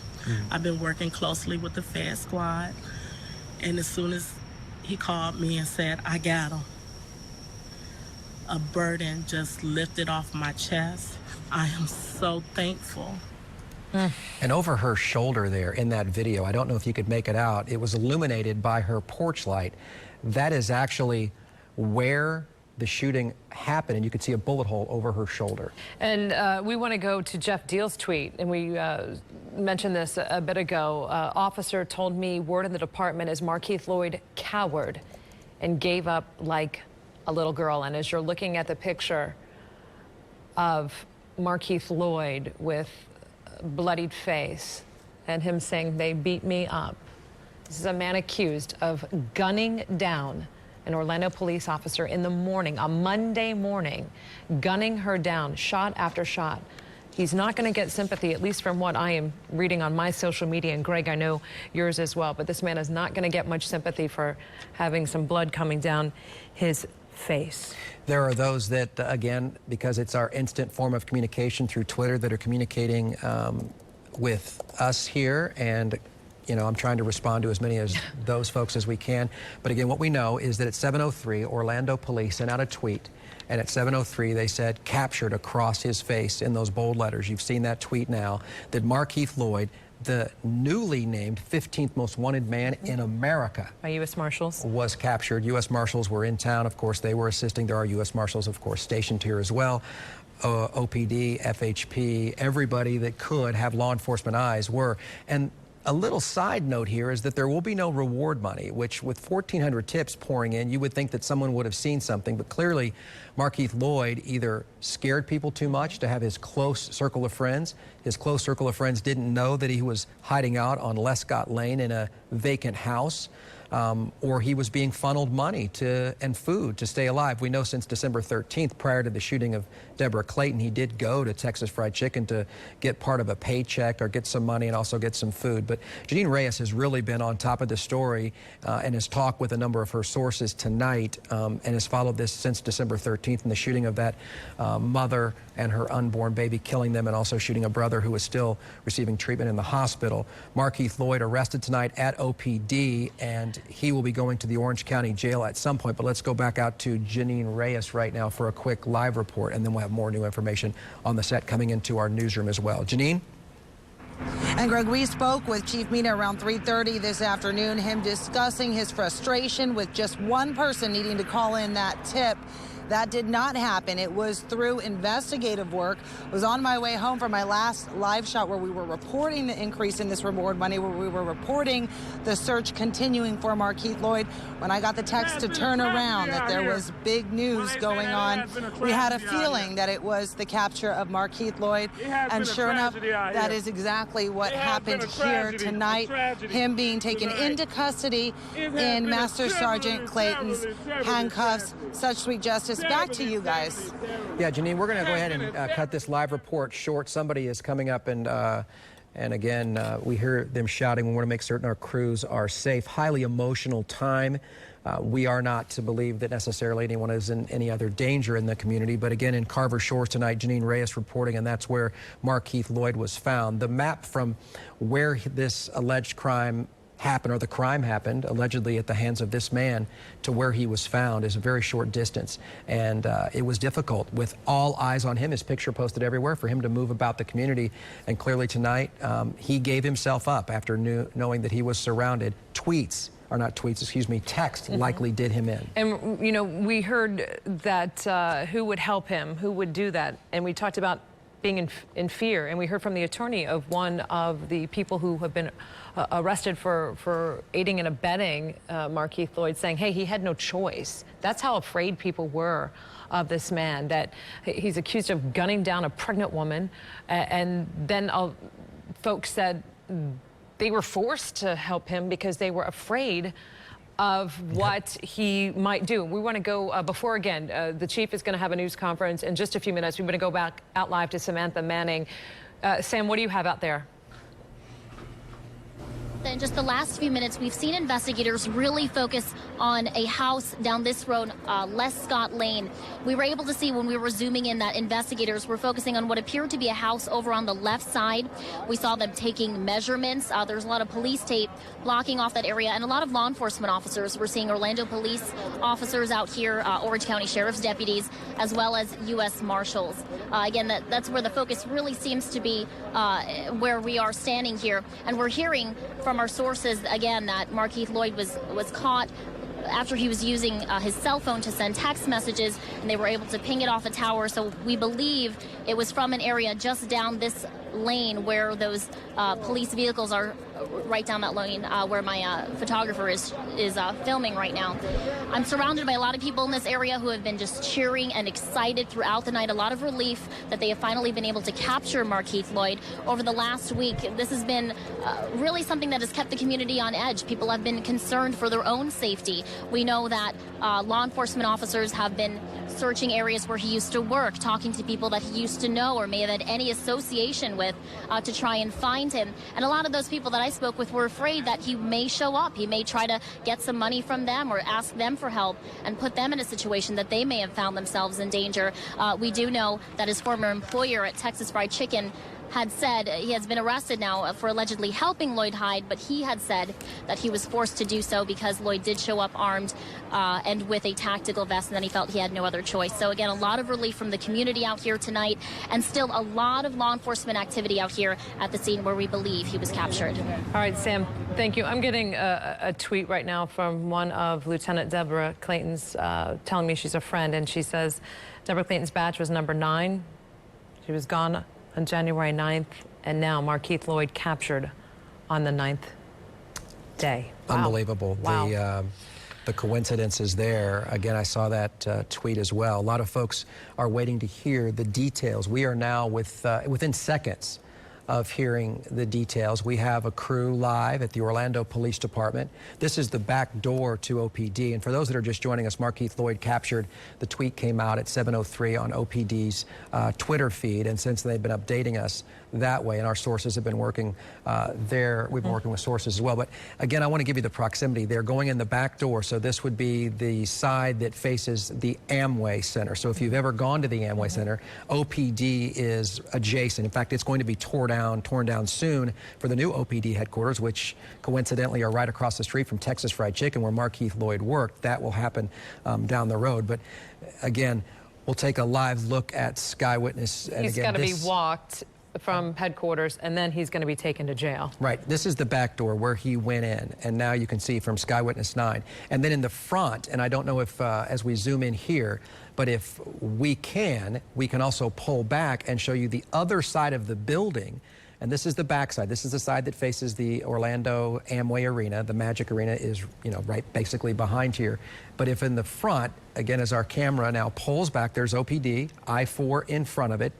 Markeith Lloyd found basically at the intersection of I-4, if you were to head south, which would be west to the 408, and not far from there. Then in the front of OPD headquarters, which faces downtown Orlando, is Deborah Clayton's squad car. But again, those are some of the details there. The arrest happening within just a couple of miles from OPD headquarters. And I drive by this every day, and you see the growing memorial in front of OPD headquarters, the flowers. Her car is there with tokens of memorial and stuffed animals and flowers on the vehicle. And this has hit and rocked our community. This is a man who had been on the run for, we're going on our 9th day. This is a man who people feared. This is a man law enforcement feared might get into a gun battle with them. But again, no tip, not a tip that brought this guy in, just hard, good detectives at work that brought him in. And here he is. This is the video of him getting taken into the back of OPD. He's going to be processed at some point, and then they are going to put him in a car, and they are going to take him down to jail. That is how it works. There is a police chief right now. Again, we are expecting at any moment a news conference live from Orlando Police Department, where we're going to hear from the chief and get more details as to how this all went down. One of our reporters who has really followed this since the beginning, getting a personal relationship with the victim's family, Cuthbert Langley, now joins us live. He talked with Sade Dixon's mother. She is of the mother of the deceased victim, the original victim. You're in front of her home, Cuthbert. Very emotional for her. She said she can finally rest, she can finally sleep. And I couldn't help but notice over her shoulder where you interviewed her were the bullet holes, allegedly at the hands of the gun that Markeith Lloyd brought to her home on December 13th. Greg, that was one of the most striking things about that interview. It has been 35 days since Sade Dixon was killed here in the front yard of her home, and still there are bullet holes in the front part of her home, as you said, allegedly by the hand of Markeith Lloyd. Her mother told me she was relieved. As we walked up to the door here at the house, you could hear family members cheering. I also talked to the aunt of Sade Dixon today by phone, and actually was the one who told her that Markeith Lloyd had been captured, and you could just feel the sense of relief. Greg, this family has been scared. They have been frightened, especially after Master Sergeant Deborah Clayton was killed back on January 9th. The family basically hid out. They were nowhere to be found. They were not found at this home when we were trying to talk to them. But today, the mother of Sade Dixon, she breathed a sigh of relief. I'm going to interrupt you, Cuthbert. Stay in contact with them. I'm going to go to the news conference. Sorry, we'll get back to you in a second, but here's John Mina. Let's listen in. OPD headquarters, Markeith Lloyd has been captured, and we don't want to miss a single word from John Mina, who we saw walking in moments ago with a smile on his face right after they brought in Markeith Lloyd. We also see city commissioners there as well, close personal friend of Sade Dixon's mom. Regina Hill is there as well. Orange County Sheriff's Department there as well. And we are moments away from John Mina. Didn't want to be rude with Cuthbert Langley reporting, but flanked there to his left. Good evening. As you know, Markeith Lloyd has been arrested and is in custody, and we are extremely grateful for that. So we did want to give you some details about the investigation and the arrest. So at approximately 7 p.m. tonight, members from the Orlando Police Department, the Orange County Sheriff's Office, Metropolitan Bureau of Investigation, Florida Department of Law Enforcement, and the U.S. Marshal's Office located Markeith Lloyd at 1156 Lescott Lane in Carver Shores. The house was surrounded. A SWAT call-out was initiated before a SWAT team arrived. Markeith did try to escape out the back sliding glass doors. He was confronted by Orlando police officers. He ran back inside the house and then subsequently came out the front door. When Markeith Lloyd came out the front door, he was wearing body armor and he had 2 handguns in his possession. One of those handguns carries a 100-round drum, so capacity for carrying 100 rounds. So when he came out the front door, he threw those 2 handguns to the ground. He was taken into custody. He did resist arrest. He does have some facial injuries, and Lieutenant Deborah Clayton's handcuffs were placed on him, and he was transported to Orlando Police Headquarters, and he's being treated by the fire department right now, and we're waiting to see if he needs to go to the hospital. The injuries looked minor to me. One of the first phone calls I made was to Deborah Clayton's husband, Seth Clayton. I told him about the arrest, and he was relieved and happy, but also upset to know that he was arrested right around the corner from Deborah's mother's house. So at this time, I'm going to turn it over to the sheriff to talk about their investigation as well.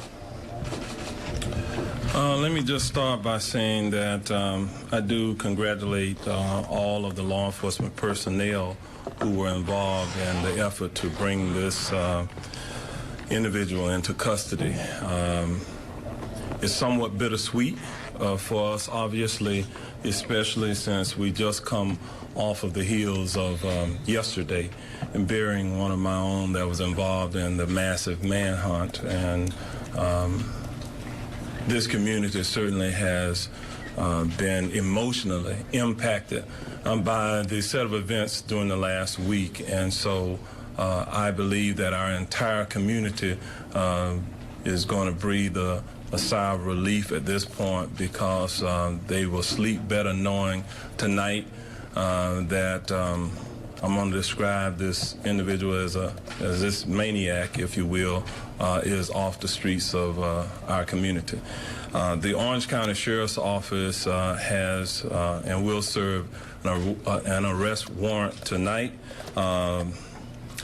Markeith D. Lloyd will be charged with multiple offenses stemming from the initial incident that brought us here today.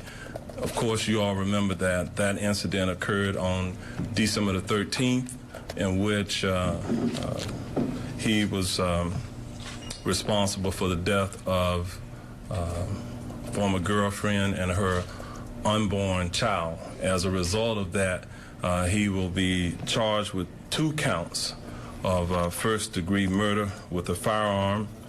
He also shot her brother on that night, Ronald Stewart, who was gravely injured as a result of the firearm, the use of a firearm.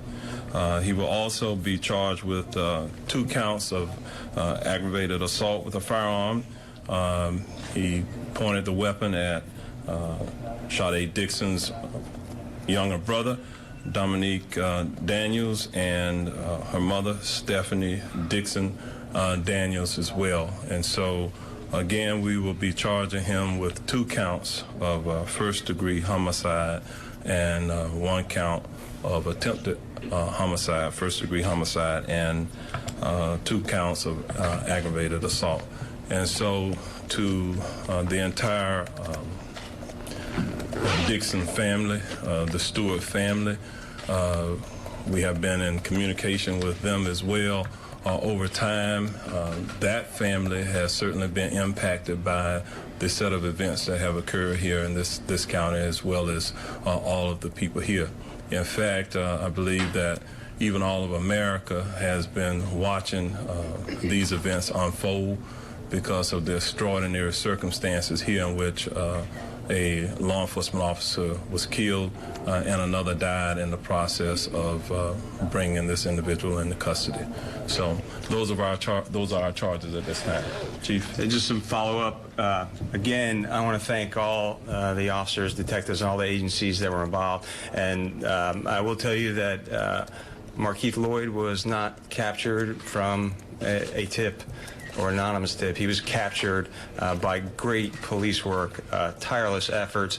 Some of the officers, Sergeant James Parker, him and his team were there at the arrest site. And these guys and girls have been working nonstop for 9 days. I'm extremely proud of them. And I mean, they've basically been living in their vehicle, using the bathroom in their vehicle to try and do everything they could to bring justice for the Dixon family and for the Clayton family. So we're very excited. A cop killer, someone who's also wanted for murder of Sade Dixon, is off the streets. The community's safer, and we can get back to the business of continuing to keep this community safe. But again, very, very proud of all the agencies that were involved. And again, the Orlando Police Department, Orange County Sheriff's Office, Metropolitan Bureau of Investigation, Florida Department of Law Enforcement, U.S. Marshals, FBI, Homeland Security, and many others that I'm probably forgetting, all played a part in this. And some great police work that got this cop killer off the streets. So this time we will take some questions. Chief, I saw that you, I know it's a tough time, and I know that it's bittersweet, like Sheriff Deming said, but you had a smile in that video when he was being taken in. What were you feeling at that moment? I was extremely happy that this dangerous person was off the streets. And I know how hard my officers have been working, and really the entire Central Florida law enforcement community has been working to get him off the street, to bring closure to Deborah Clayton's family, to bring closure to Norm Lewis's family, Sade Dixon's family. So it was just it's been a roller coaster of emotions throughout the entire week. Many of the officers that I spoke to tonight actually broke down in tears because they felt that they were finally able to cry and to weep because it was over. Chief, will you talk about the significance of using Lieutenant Clayton's handcuffs on Markeith?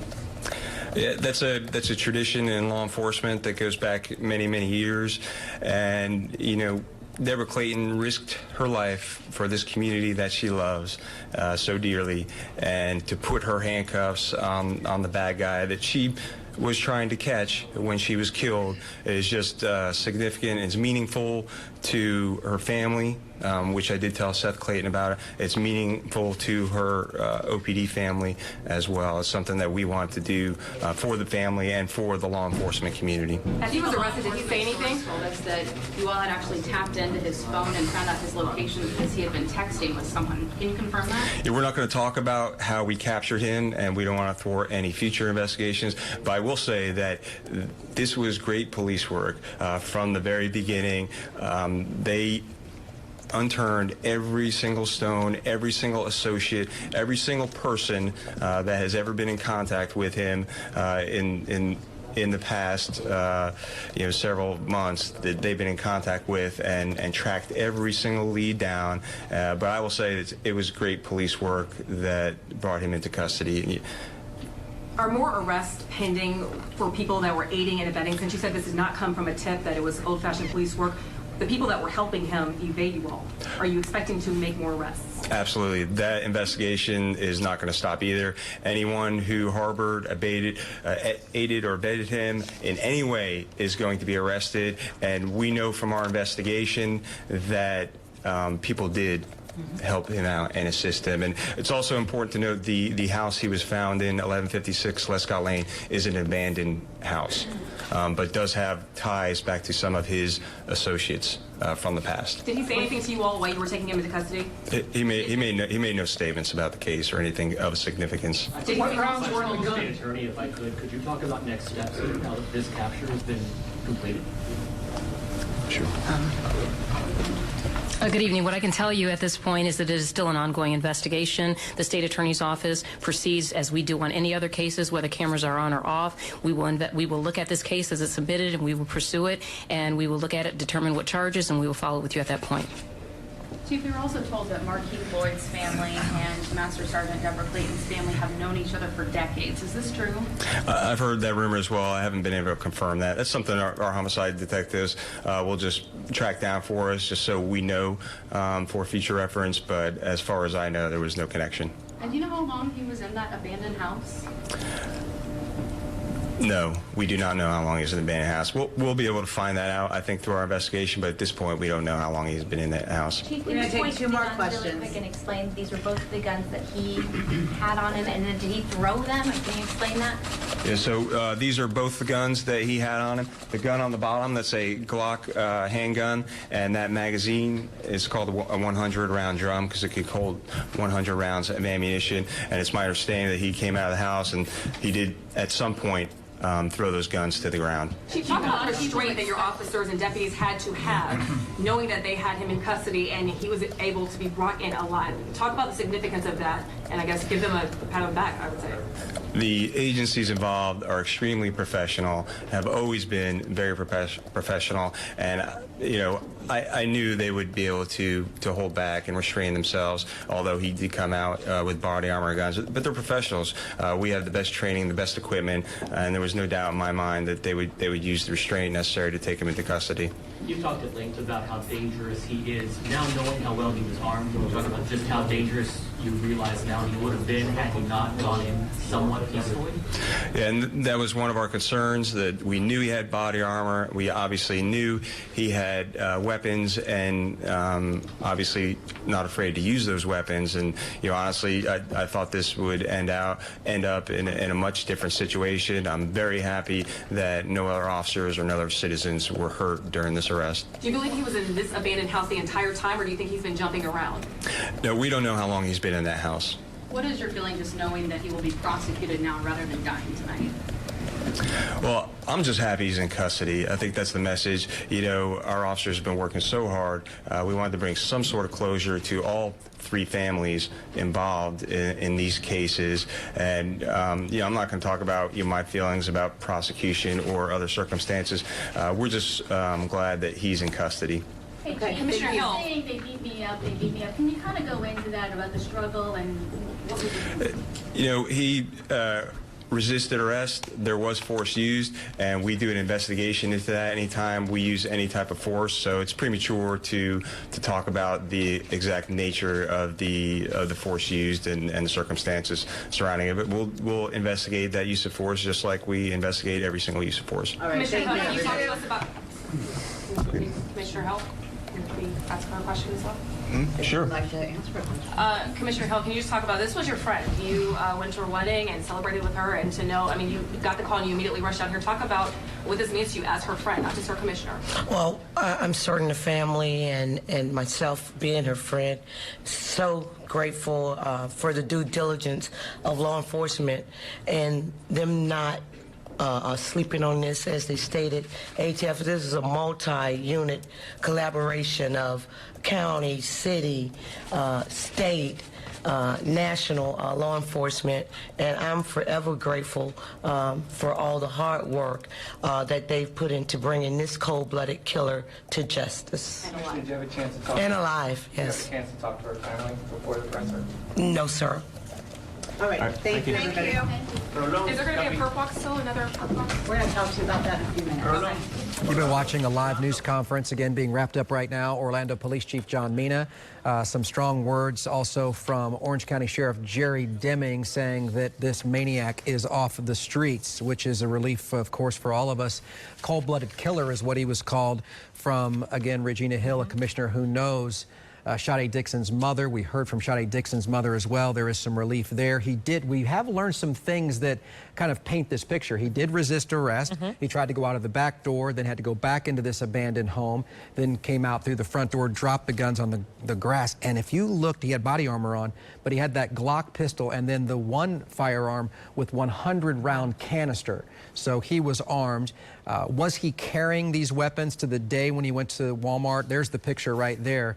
And allegedly shot and killed Deborah Clayton. We now are hearing from our sources that he originally went 9 days ago to that Walmart to get toothpaste and toothbrush because he was on the run from December 13th, which is how many days ago did we report? 35 days 35 ago? days since Sade Dixon was shot. And again, we're hearing from the chief, even Orlando Police Chief, who's been doing this 26 years, been in law enforcement, him say he was worried that this would end in a different way. He was worried that more people would be hurt, more people would go down with this guy on the loose. He is relieved, he said, happy at least that no one else was hurt in the process of bringing this man to justice. This is a man who now residents on the streets of where he was are cheering that he's been brought in, that he has been found, that they're relieved that he's no longer out there. I mean, this had a community on edge. 9 days, Greg, 9 days he was out there, people helping him. And in fact, law enforcement said, hey, we're checking into that, and we're coming after you if you helped him. We already had the people who helped him after Sade Dixon was a pregnant Sade Dixon. 3 of them was are still shot and killed. incarcerated. Right, and now we're going to be looking at other people who helped him after Mina this. says that clearly he had help since the shooting of Deborah Clayton 9 days ago. In terms of the charges, Orange County Sheriff Jerry Demings is now saying 2 counts first-degree murder. That would be for the death of Deborah Clayton, the death of Sade Dixon. Also, the unborn baby, we have not heard of charges as it relates to that yet, but that baby didn't make it. And we also know there are charges. He shot the brother who's gravely injured, Ronald Stewart, 2 counts of aggravated assault with a firearm. Suffice to say, he faces life in prison, if not quite possibly the death penalty, although there are some issues with the Supreme Court as it relates to that. And we know that he had been hanging around at this house, and how ironic that around the corner from Lieutenant Deborah Clayton's mother. This is where this man was hiding from law enforcement. He knew that they were after him, and he was hiding around from her home. We also heard the chief say that the first phone call he made was to Deborah Clayton's husband to tell him, we got him. He's off the streets. And we also know that our Cuthbert Langley has been in touch with Sade Dixon's family. I believe you're live right now. And Cuthbert, we heard her reaction. She said she can sleep tonight knowing that this man is off the streets. Yes, exactly. She had just a really big sense of relief. She sighed as she was talking to us. She says she has not been able to sleep. She has had panic attacks for the last 35 days. That's how long it has been since her daughter, Sade Dixon, was killed in the front yard of the home here near the Pine Hills area. Also, she was pregnant at the time. So this family has been dealing with an unimaginable tragedy. Also, she was telling me, that mother, that her son came out to try to de-escalate the situation between Sade Dixon and Markeith Lloyd back on December 13th when Markeith Lloyd supposedly shot him as well. But we had a chance to talk to her a little bit about the fact that Markeith was captured alive. Take a listen to what she had to say. Me and Pastor Barnes, we prayed today for justice to be prevailed, and justice was prevailed. I'm glad they brought him in alive and not dead. There you go. She also told me that she was happy he was brought in alive so that she can ask him why he allegedly killed her pregnant daughter and why he allegedly killed Master Sergeant Deborah Clayton. And it has, of course, been a long 35 days for them, and we have heard families celebrating inside the home. And one striking thing I want to point out, if you saw it in that video, the bullet holes from the night Sade Dixon was killed still there in the front of the home, guys. Yeah, and let's take this shot. Thank you, Cuthbert. And again, Cuthbert has talked with, again, a niece who is now incarcerated. She defended Markeith Lloyd, at least on camera. But here's a look now. Firefighters now have walked in. This is OPD headquarters. This is the sheriff's cruiser there, Cruiser 65, we believe. That is the vehicle that he came in. Markeith Lloyd was brought in at a little after 7. The contact was made with him at this home on Lescott Lane, an abandoned home, and then he's brought here. The way this works is questioning will happen. We understand firefighters have worked on some of the wounds that he received while resisting. Again, he resisted, according to John Mina. You can see the scuffling marks to his face, and then taken to the Orange County Jail. And I can't help but think, because this to me haunted how proud it appeared that his son, Markeith Lloyd Jr., was of his father in that jailhouse interview with Markeith's mother, not interview, but the phone conversation that we got, that now Markeith Lloyd will be taken to the same jail that his son is there. His son seemed to smirk when he heard that his dad was still on the run and was still out there. John Mina says others have helped, and they will be brought to justice. So the arrests, the line of people being arrested is not over. They clearly have the technology, the manpower, the resources. They will make examples of these people for aiding and abetting Markeith Lloyd, the person who allegedly killed his girlfriend, and then Deborah Clayton. And that's what got him caught. Good old-fashioned hard police work got him caught. Was not a tip to crime line, as that reward money went up to $125,000 today. It was hard police work. Officers who worked tirelessly, hours on end, not taking breaks. In fact, we heard the chief say that when the announcement came out that Markeith Lloyd had been captured, officers wept hearing the news of the relief. We're talking about veteran law enforcement weeping upon hearing the news that this man was finally taken down. Speaking of relief and celebration, imagine the community, not just Orlando as we know it, but if you hyper-focus where it was likely that he was hiding. Let's go back to Janine Reyes. She has talked to those who were within just likely feet, yards, blocks of where this man has been hiding for these 9 days. What are they saying to you, Janine? Pure relief really out here tonight for the people who've gathered around to watch officers, watch investigators surround this home that Chief Mina spoke about as a vacant home on 1156 Lescott Lane, where they did find Markeith Lloyd, of course, alone and armed with that gun that had up to 100 rounds. Just think about what kind of damage he could have caused had he gone down with a fight. I can tell you in the last 9 days, while speaking to investigators close to this case, that was their fear, that they would encounter him in a public place. They said they were ready to go. They had SWAT team on standby, ready to take him down. But the fear was if he went down in a public place, that could be dangerous for not only officers, but the community. And here's what some of the people out here had to say tonight. It's just crazy, you know what I'm saying, though? Like, this guy off the street, it's a better place, you know what I'm saying? It's close by. You got a school up the street, you got Carver schools right here, you got middle schools right here, you got high schools up the street, you know what I'm saying? This is a kid zone, you know what I'm saying? I'm glad that everything is over, you know what I'm saying? Everything will be all right. I'm happy that I can get some sleep tonight. I've been worried. I have kids that go to school right down the street. My child been talking about it, and it's a good thing that the community can get some sleep tonight. You also have to imagine that Master Sergeant Deborah Clayton's family had been worried, and as Chief Mina mentioned, very close to this location, 1156 Lescott Lane, where Markeith Lloyd has been hiding out. Detectives are working now to find out just how long he'd been in this vacant home, also how he knew to come here. We heard from the chief that some of his associates may have had ties to that home. No doubt that information will come out in the days to come. Back to you. All right, thank you very much. And I think that said it all, that this neighborhood, again, so afraid. This was a kids-friendly zone. Schools are in that area of where he was hiding. Let's go ahead and pop the map up. This is the area that police found him. They followed his, again, some text that he was sending out, and it's 1156 Lescott Lane in the 1100 block, not far from schools, not far from the 408, not far from I-4 in that Carver Shores area, and again, around the corner from one of his alleged victims' mothers, Sade Dixon. He was amongst us just a few miles from downtown Orlando, armed, and dangerous. Armed and dangerous. 100 rounds in that one weapon, the Glock. And he could have done some damage tonight, but thank